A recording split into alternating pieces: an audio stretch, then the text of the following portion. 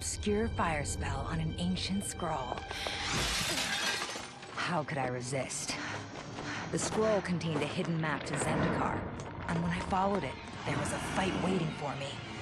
Jace was right. It was a setup.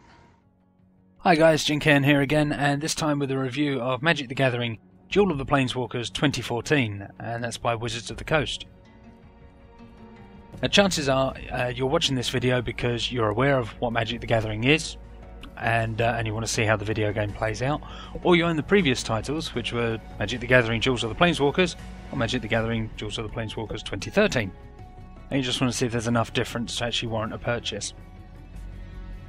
Now, I'll come to that in a moment, but for those of you that aren't aware of what Magic the Gathering actually is, it's a card game, as you can see. Ideally played from a sort of starter deck and a load of booster cards. Now the way it's played is you have to have creatures to attack your opponent, or defend yourself from attack. You also get things like magic cards, enchantment cards and so on, but we'll cover that later on. Before you can actually summon any creatures, you need to have enough mana or land cards down.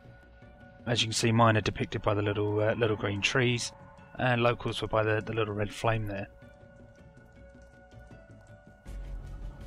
Now, as you can see, the game can take a little while. In fact, this particular game that Local and I played took us a total of 35 minutes. And that was just for one game. But here we go, I've now got 2 land cards, so I'll now play my first creature. And unfortunately I can't go straight on the attack due to what they call summoning sickness. And essentially it gives your opponent a little bit of time to try and prepare strategy to deal with your attack.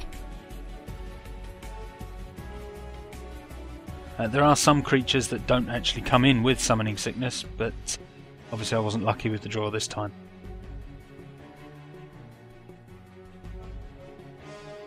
Now my main concern with this game is there doesn't seem to be enough difference between the previous titles.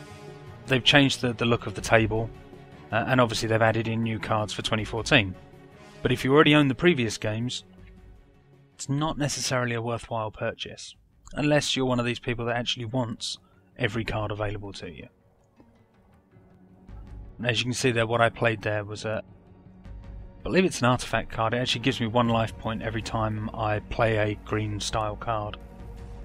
But here we go, doing an attack against local, and that's it. That's all you get. You get that little yellow line, and then just some form of damage indicator, whether it's like teeth marks or scratches. And to me it's a missed opportunity. Essentially all this is doing is replicating the card game exactly. There was nothing stopping them, say, putting together like a 3D image of some of the creatures and having those appear on the screen, kind of like they did with the Eye of Judgment, the old PlayStation Eye title. But here is what we call the two-headed giant mode.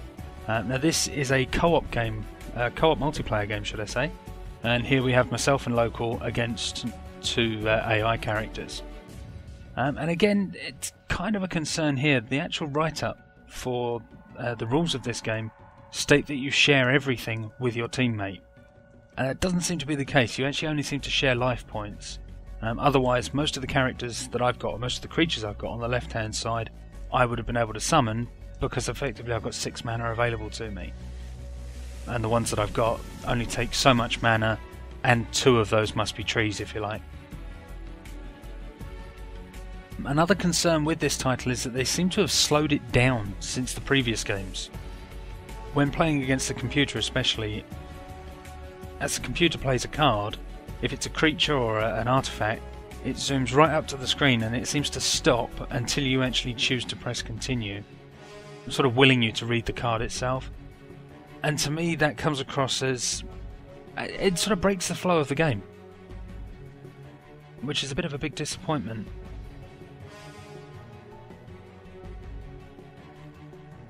And they've had so many options to get this game right. Obviously this has just been an update after an update after an update, and really all they're doing is changing the look of the table and implementing the new cards.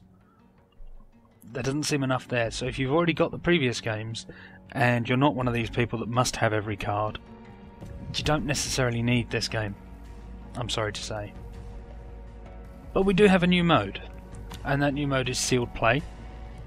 We're just loading through here. What this actually does is it allows you to build a deck from booster packs, as you can see from the text there. You unlock more booster packs as you play through it. They'll obviously help you to improve your deck. And it's quite nice. I mean, they actually animate the card pack opening, which is a plus. They could have just slid it off. And there's all the cards that I've got from that deck. But it doesn't feel like it's enough, and the deck customization afterwards is still a bit limited. I would have liked to score this game higher, but since we've already had 2 versions of this in the past, this one just feels like a lot of missed opportunities.